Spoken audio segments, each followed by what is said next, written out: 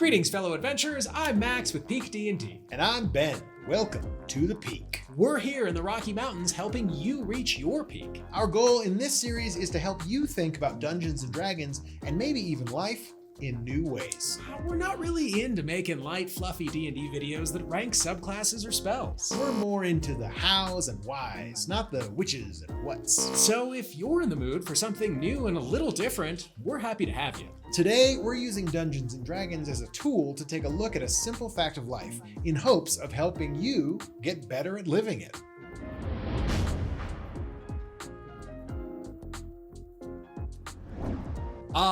Yes, a simple fact of life. If only simple meant easy. Right? Life would be so much easier if it did. But it doesn't, so here we are, just...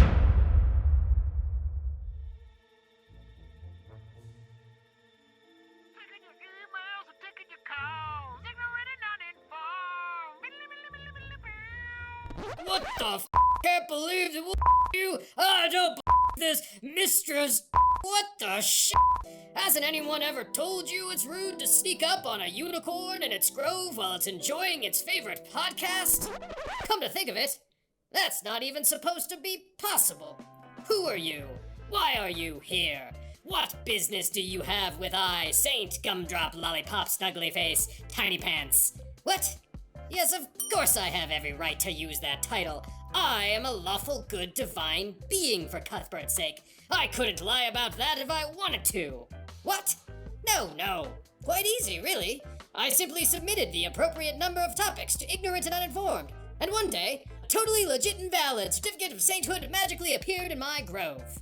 Now be gone! Jeff was just starting to talk about how much he loves Omega! Here we are, resorting to the game we love in hopes of helping us get better at life. Hold on to your hats and get ready to make your intelligence save, because what we're about to tell you is going to blow your mind. Ready? Cool. Little things add up to big things. My God, the genius of it. Okay, fine. Nothing too terribly earth-shattering there, we know. But knowing something on an intellectual level is one thing. Taking it out of the astral plane of your mind and applying it to the prime material plane of your life? That's like being a 13th level arcane caster capable of casting Plane Shift. Which hopefully, by the end of this video, that's something you'll be well on your way to being. Little things add up to big things. Yes, hardly a new concept. Unfortunately, one of the downfalls of being human is being pretty crappy at future forecasting. Study after study has reiterated this fact. One of our favorites involves candy bars. A bunch of college kids were asked to select which candy bar they'd want in a month. And when that future became their now, a startling number of them were like, man, I should have gotten the Twix instead. On a grander, more severe scale, this can also be seen in our professional lives. Each of us knows a story about a person who worked for years to become a doctor or lawyer or whatever, only to get there and be like, meh. Environmental policies are another place that illustrate how not good we are at thinking about tomorrow. Global warming is a term that I heard for the first time in, second grade? I'm 36 now, and what do you know? Those scientists might have been onto something. Getting a bit more micro, we see this same struggle play out on a personal level. Take health. It's been well established that smoking increases the chances of lung cancer, yet tobacco will be an estimated $950 billion industry this year alone. Jeez, negative Nancy, stop being such a downer. Fine, Max, have it your way. We can easily approach this concept from the positive plane and still get to the same place. In the realms of finance, compound interest and investing are great examples. Both of these, when done properly and a little luck on your side, show how small things done today can add up to big things tomorrow.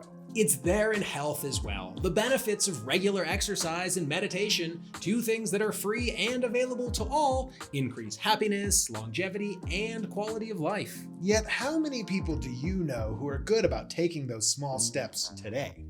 One school of thought on why we humans struggle so mightily with this has to do with our short-ass lifespan. I knew it. I'll bet elves don't have this problem. Right, Elrond? Interesting.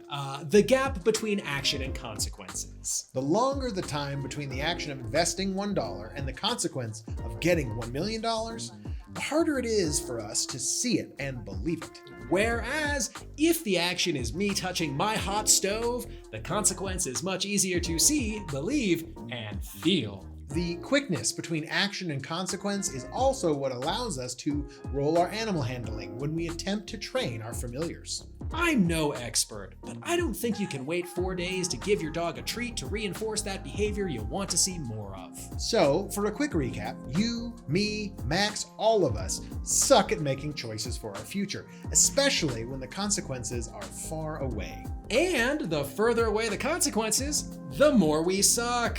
But by virtue of having finished our run-through of Luke Hart's Into the Fae, shout out DM Lair, get your copy today. We have a unique opportunity. We can show you very clearly how little things do in fact become big things. Specifically, the cascade of consequences played out over 3 episodes of our run-through of Into the Fae, totaling almost 4 hours of real time from seemingly the smallest of choices: where to stand. Now, in the interest of fairness and transparency, it was my small choice to explore the room and read the words that precipitated all of what we're talking about. I think a quick recap is in order, right? Episode 28 of Into the Fae ends with all of us getting captured. Episode 29 finds Tony and I, Gord and Illinsworth respectively, needing to escape our cell and rescuing old Jastian here. With the help of Gorman. Your cat dragon familiar was indispensable indeed. Meanwhile, I'm the unconscious focal point of an unholy ritual further down in the dungeon. Tony and I are the rescue party, and by the end of episode 29, we are being decent at our job. Sort of. I mean, you were being decent, but then you chose to explore a room you knew I wasn't in. And read the words that caused the armor to animate in this whole mess. Yes, I owned this already. Episode 30 begins with this.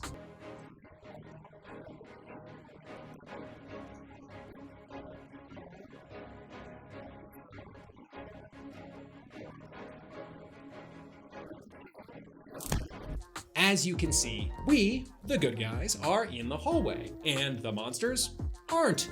They're in a room. Just after the 11-minute mark, everything's going great. 1 down, and we've got them right where we want them.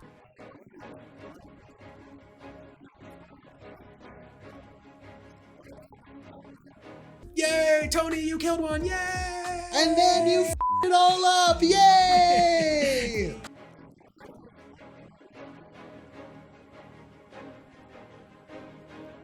Had Gord decided to occupy the space in front of the door, not behind it, the next 4 hours probably wouldn't have been as dire. That single choice, the 5 feet between being outside the room and inside, ended up having huge consequences. For starters, Tony is a paladin. I'm a rogue.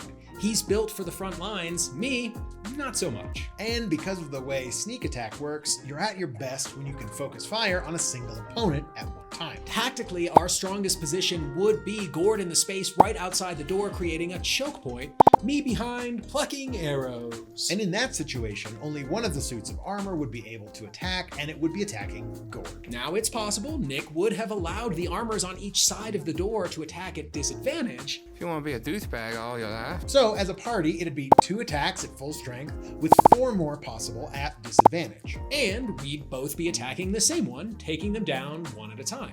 Is it the sexiest strategy? No. But is it the soundest? Absolutely. It would have taken us longer, but it sure as hell would have made for a better future. Instead, Tony moved into the room, which basically changed everything. Little things can become big things, and those 5 feet prove it. Because now, not only are all 3 of the suits of armor able to attack, but 2 of them now have advantage. We play with flanking rules. We get advantage on our attacks when we flank. The bad guys get it when they do. Tony went from taking 2 regular attacks total to 2 regular plus 4 at advantage. That lasted until you guys managed to kill one. Yup, and then Tony moved again, this time allowing one of the armors to come after me.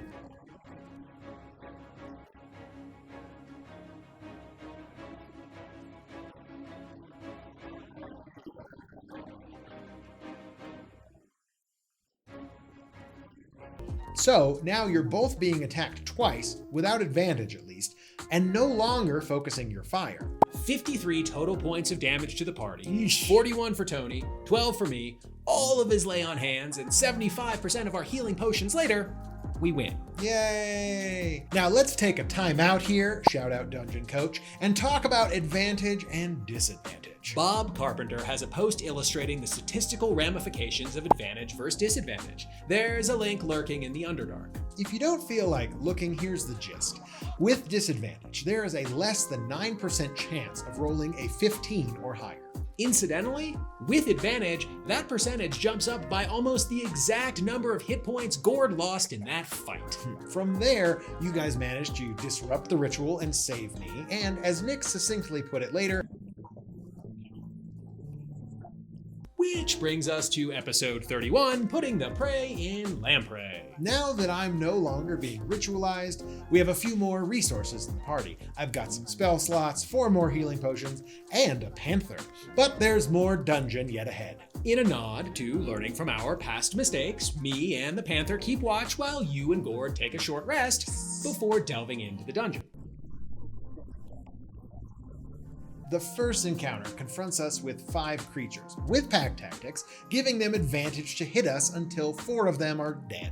And that 5th one, oh boy does it pack a punch. Or loogie, as the case may have been. What did you get hit for, like 20 points of acid damage? Yeah, but that was only because I was blessed and made that save. Yikes. I had to Misty Step over to Gord in order to save him, and he still had to drink his last healing potion in the process. We were in damage control mode from the first fight on. We limped into the next fight. I mean, Gord had what, 14 hit points if I'm not mistaken? And it didn't get much better. Our beloved Panther was done in the first round or 2 of the next fight. To our credit, we did try to be better, but the slime monsters were slippery. Turns out these things, in addition to pack tactics, hitting hard, and sometimes spitting acid in your face, could also sense anything in the slime, so no hiding for this guy. And they could move through it and pop out of the walls or the ceiling, which is how Gord got grabbed. Which also leads to the last little action with a big consequence we're going to talk about today. If it wasn't for something you did in episode 12, I'm not sure we'd have made it. What can I say? Jastian likes hugging trees. Had you not wanted to go check out that tree in Deggy, Tony would never have gotten the sap. Had Tony never ever gotten that sap, then he would have never ever gotten the blessing from Oberon that saved him in that cave. Had we lost Tony and he fallen prey to the lampreys, then there's no way we'd have been able to beat the queen. We barely got through the fight as it was, having used all the resources we did along the way. No thanks to your father. I swear I will roll well the next time we see that man! I swear it! So here we have 3 small choices. 5 feet of movement, reading some words, and petting a tree. Each of these influenced the way Mucus Dungeon ended up playing out. Your Arborphilia, 18 episodes and 24 hours earlier in the game, saved our asses. And your choice to explore and read the words immediately triggered the animated armor fight.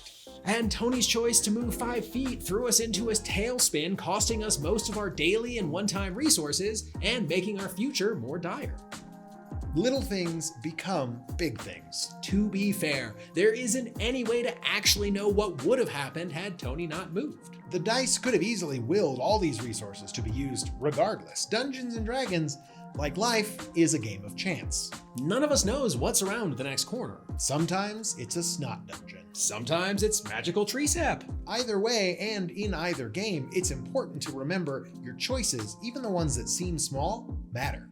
Pay attention to the little things. Talk to that stranger. Send that email. Follow that urge. Go pet a tree. Because you never know which one of those will end up becoming a big thing and maybe saving a life.